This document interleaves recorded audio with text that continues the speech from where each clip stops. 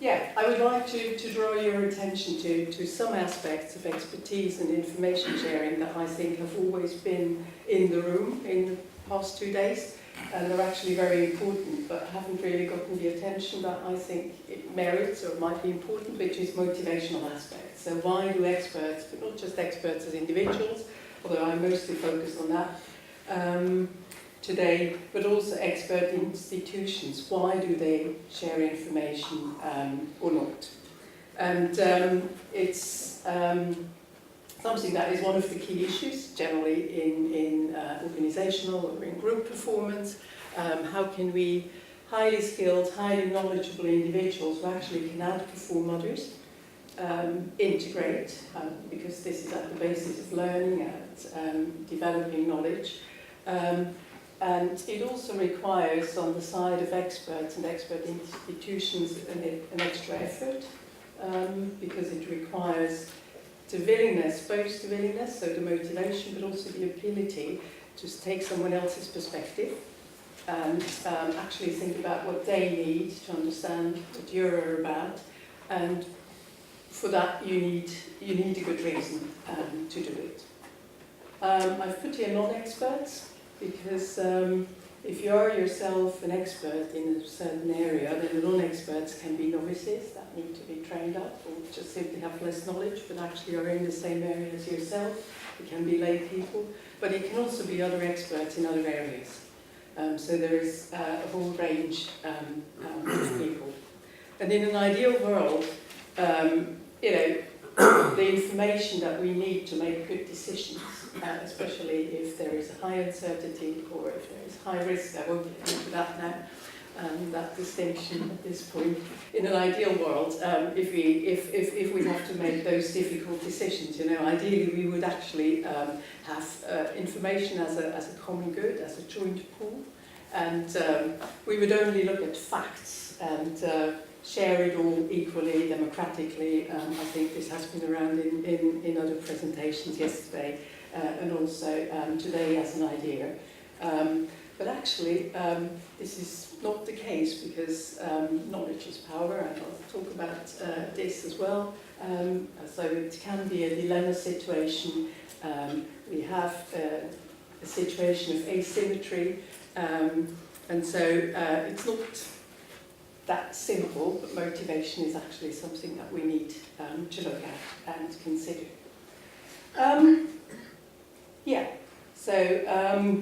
We also know from previous research that if there are obstacles to sharing information, they tend to be motivational, but very often they get sort of, they're at the back, they lose out.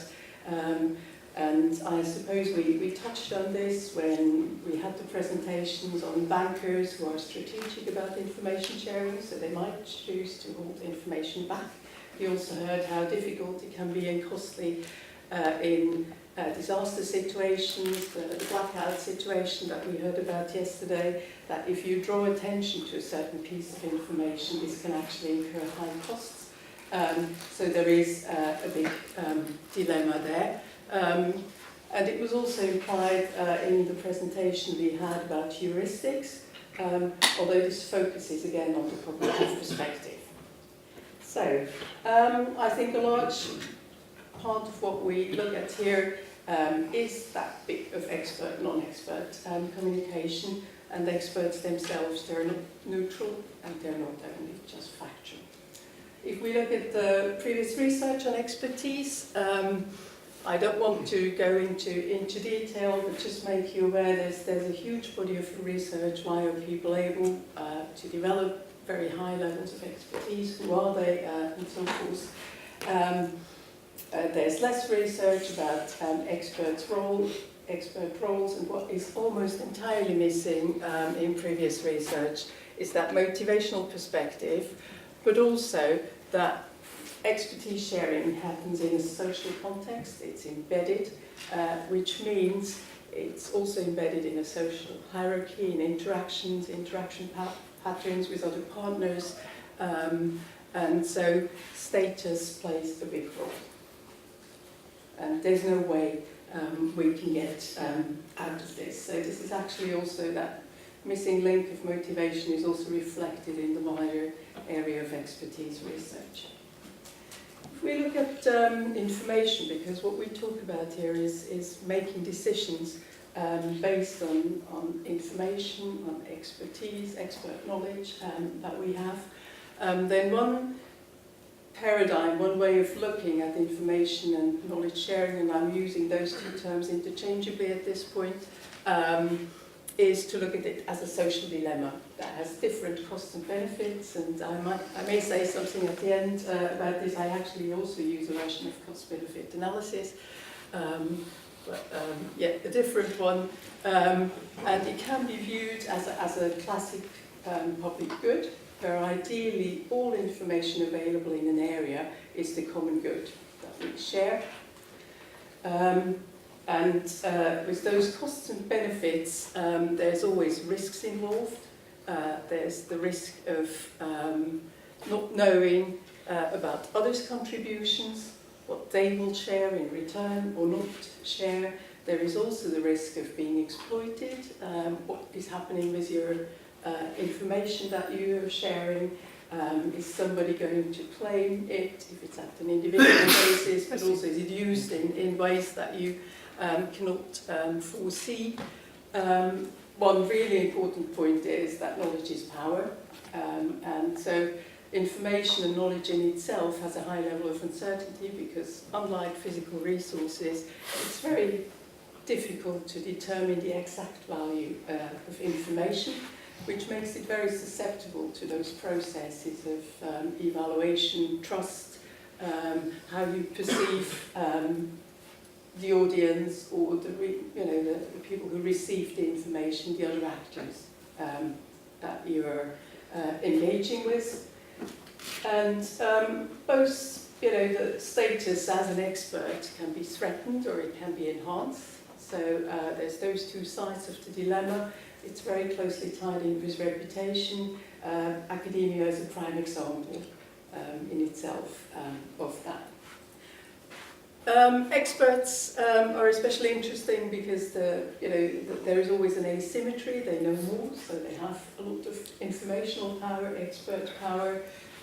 They can outperform others within their area of expertise. So there is also the question, they have something to lose, or they also have sometimes an advantage to give away. And this is an issue in many organisational contexts, why experts are hard to integrate into interdisciplinary teams, sometimes not very motivated to exchange information, to participate and to contribute to the common good. And because they have high expertise, it's actually very hard to determine whether they have actually inputted what you would like them to input.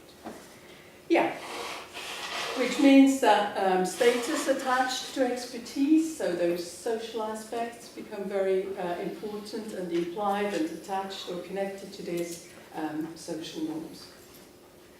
When we look to research about what influences behaviour, cooperation in a social dilemma situation, if we assume that this is one of those situations, then we find that aspects like criticality are really important. Criticality means that you're aware that the knowledge or expertise that you're holding is actually making a critical difference or contribution to the outcome of a situation. And it sounds very simple and plausible, but it's actually not, because it requires that you know what others know and that you know what the limits of your own knowledge are. What also is really important is the visibility of contributions. People are much more motivated if whatever they contribute is still in some way recognised and visible. And this is not a given, not always the case. One way we can look at this and test this is with various feedback mechanisms about performance, which can be at different levels, which I'll talk about some more as well. But there are further factors like norms, so setting cooperative norms. Reciprocity norms are really important. There are individual factors that play a role, namely value orientations. And I think it was today that somebody said it's the underlying values that are really important that we should also talk about. So this ties in with this. There's one major distinction of pro-social versus pro-self orientation. We all tend to have a preference for either orientation, but we adapt our orientation in different situations, but we sort of have a baseline whether we have a preference for equality of outcomes for self and others, or whether we are more focused on seeking the best outcome for ourselves. We are also very influenced by leadership, leader and peer behaviour. So respectful behaviour, appreciation and rewards play a big role. And something I'm not going to show you today, but things like lengths of collaboration time. So a very simple contextual factor actually has a big influence on how willing we are to share information and our expertise.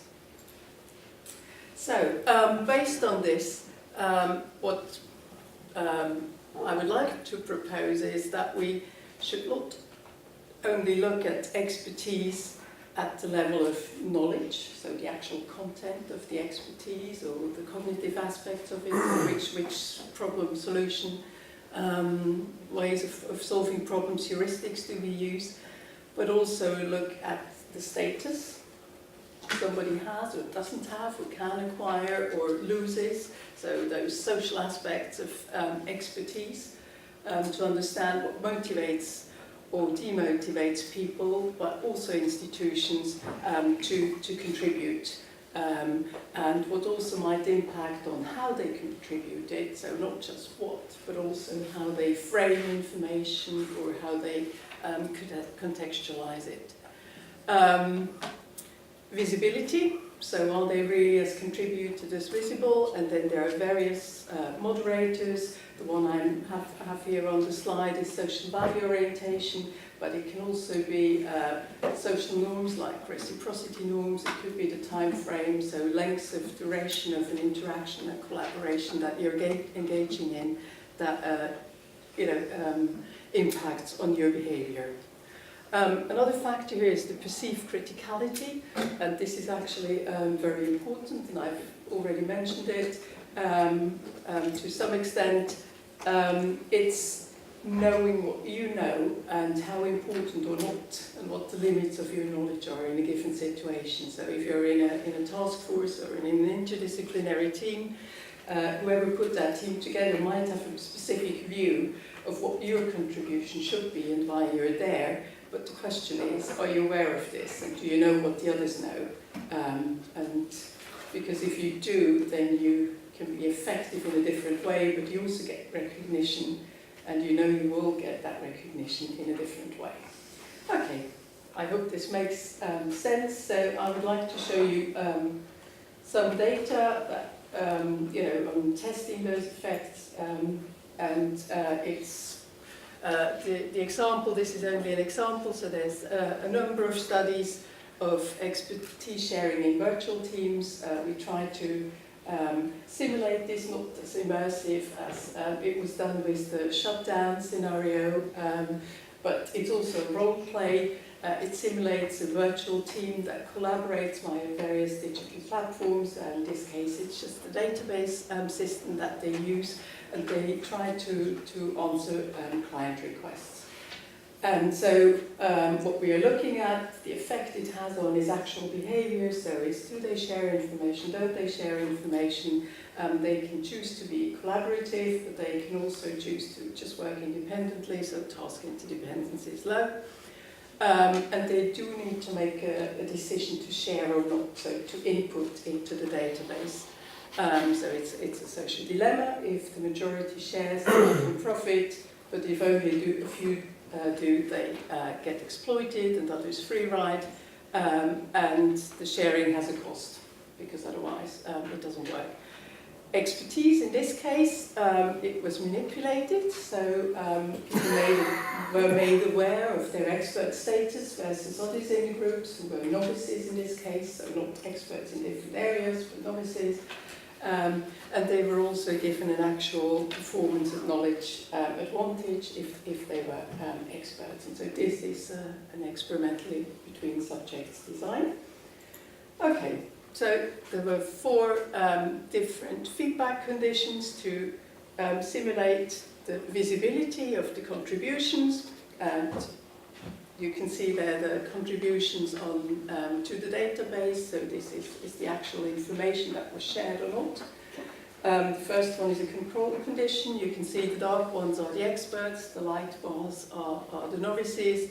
There's no difference between them, so they have a similar level or the same level, we could say, of uncertainty about other players or participants' contributions, and so they don't differ in their behavior.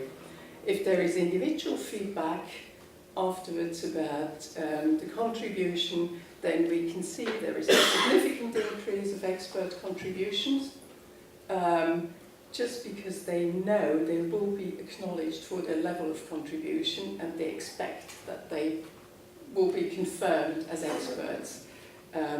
And we find exactly the reverse pattern for group feedback, which is quite interesting, which actually we didn't expect to that level. So the experts reduce, and the effect is actually significant. The novices increase their efforts on the group feedback. We think because they don't need to fear evaluation apprehension, and they can actually have a positive group identity, and so this also gives some insight into how people are willing to participate more, to learn and to develop them. We find the same pattern for individual feedback if on top of that it's made public. So if experts can actually, re-add a public reward, gain public recognition, additional reputation, they have the highest motivation. Now, how does this interact with other factors like individual propensity, values, social value orientation? So this is for individual and public feedback, so where we have the highest expert contributions, and if we measure how pro-social or pro-self oriented they are, we see there's a ceiling effect for the pro-social ones, not surprising. What we also see is that the pro-self oriented experts are those who can be motivated the most by getting public recognition and rewards. And this is quite significant. So if I, put this into very bluntly, everyday language, those are the big egos in your organisation. So the people who have high expertise, but they're also very ambitious, oriented to their own career goals or own interests. They're highly susceptible to those types of rewards. Another factor that is important that I'll just briefly show you is the influence of norms. And this is a contextual norm, so it's a measure, not a manipulated variable, a simple measure of what is the likelihood that you think that if you're pro-social, if you're collaborative, if you're engaged, make that extra effort to share in a team with novices, share others, make the effort to take their perspective, to share information, that you will get something in return. And depending on how highly that likelihood is estimated, depending on experiences, this looks at experiences previously in the work environment, people adapt. And so if we have high reciprocity already, this is a social norm and people tend to follow. But if the reciprocity is perceived, this is perception, as being low, then actually those reputational rewards make a big difference for engagement. So this is to illustrate, hopefully, that those motivation aspects, they play a big role. And we found this in a whole number of studies. So status does matter for experts, and the whole recognition beyond what the actual contribution is of the content of the problem that they solve or that they contribute to. It's also not entirely independent of individual aspects of values and orientations, so it's important to reflect on that, and also social norms, but also very presumably simple things like time of collaboration, so whether it's very short term or whether this is a longer term thing that they engage in. And maybe to conclude, I can sort of circle back and tie it in more with applied areas. I work a lot, don't just do lab experiments, I work a lot with organizations, both public and private sector, in areas like that. And one thing I'm currently doing, have been doing for the past year, is work together, have been mandated by the EU to work together with the EU plus member states to advise them on information sharing and use of digital platforms in areas of migration and asylum. And the reason they mandated me, asked for support, is because they ended up with having the same conflicts and discussions about what level of information they needed to decide which is a safe country, agree on where refugees could be admitted, sent back, and so forth. They have very, very expensive fact-finding missions. They have a lot of experts, high-level expertise, but obviously this has very important policy implications, and it needs to go both across the EU and Europe, but also it's individual decisions of member states. So it's a complex situation. And the analysis I did was looking at motivations of stakeholders, which obviously wasn't in this case at the level of individual experts, but institutions and countries. Was a cost-benefit analysis that actually helped identify different dimensions and levels and how it was tied in with resources very clearly, and also the different levels of minimal consent, maximum dissent, and that sort of broke down the whole decision process into a different level, different aspects that made it much more accessible to find solutions to this. And it was a cost-benefit analysis in this case, among other things that was behind it. It was not an experiment, obviously. It was based on interviews, but also on observations that didn't just look at numbers, but qualitatively at perspectives, views and perceptions to resolve that issue. Yeah, maybe to sort of to circle it back to decisions under uncertainty, which obviously is the case for migration and asylum, just like for many other areas we talked about. Thank you.